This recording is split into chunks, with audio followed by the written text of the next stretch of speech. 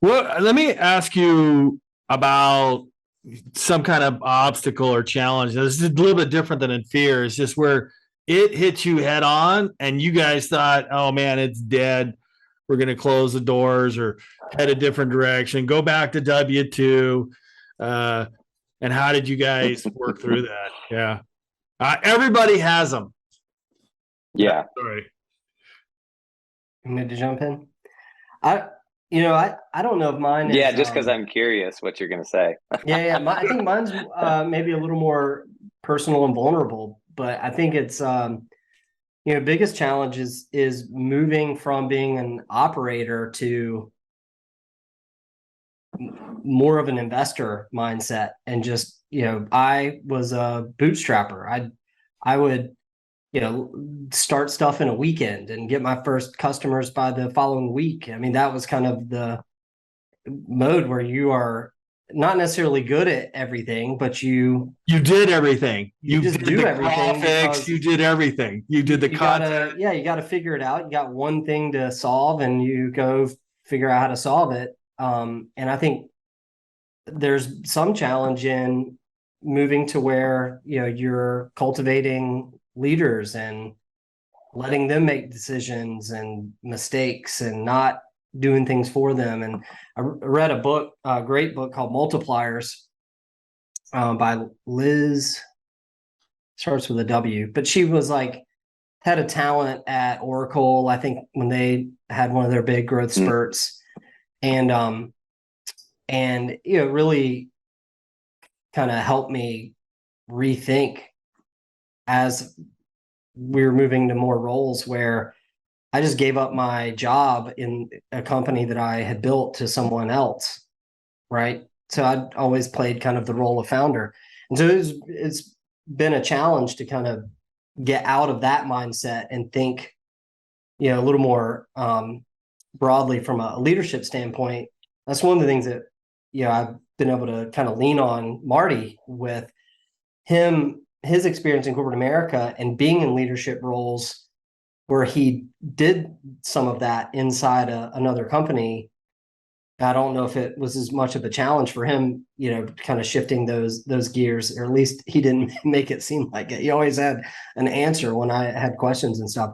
And so I think that's been one of the things, is just kind of moving out of a doer. We're still working in the businesses, and Marty and I are enough of operators and people who like to get our hands dirty that I find it hard to believe we won't do anything. I mean, the one thing I enjoy now is being able to like cherry pick and drop in and help out on the things that sound exciting and not have to do some of the stuff that I used to have to do. But as a whole, it is a bit of a shift of a mindset of looking at things more from an investor long term versus as a bootstrapper where you're just trying to survive and plan, you're planning the next quarter or the next month, not 2 years.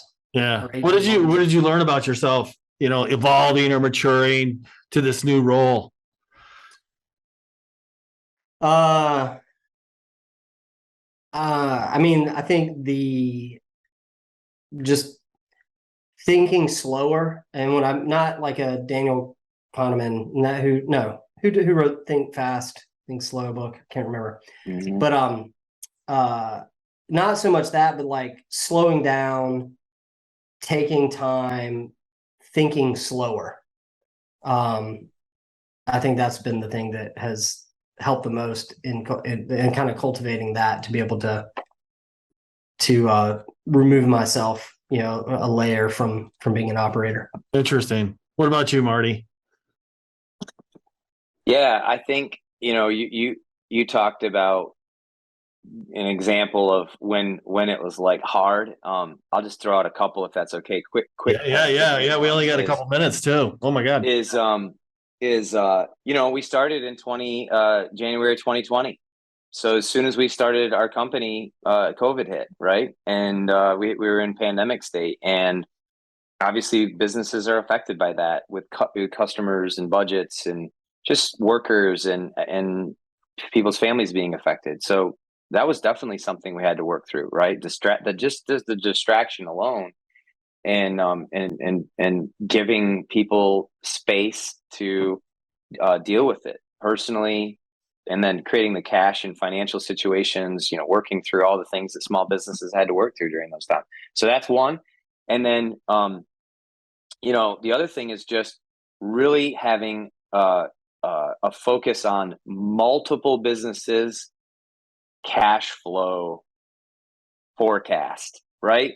And so like really just watching everyone's cash flow and helping them focus on those things. The other thing I think about us is we have the luxury of being a team, David and I, right? And so as long as we don't both quit on the same day, as they say, one of us feels like there's a hard, hopeless situation, the other one doesn't that day, and vice versa. And that's super important. If people are a single owner and they're doing this kind of work, make sure you have a mentor or a coach or something to help you with that. I think that's important. And then I would say, the last thing is just that we, I had to learn how to be okay with downtime.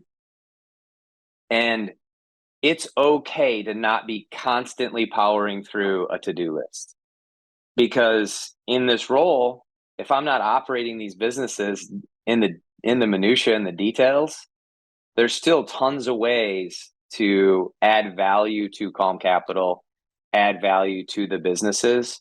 And I personally had to teach myself to not just be grinding all the time, but I need it because I had to learn new things. I had to meet new people, right? I had to do different work than I had ever done before. And so being okay with thinking time and learning time and creative space, that's been hard for me. Thanks for watching this video. Make sure you're a subscriber by clicking on this button right here down below. And if you want to watch more serial acquirer interviews, click on this button right here. If you're ready to buy your first business, get my course at dealflowsystem.net right here. Take care. Cheers, John.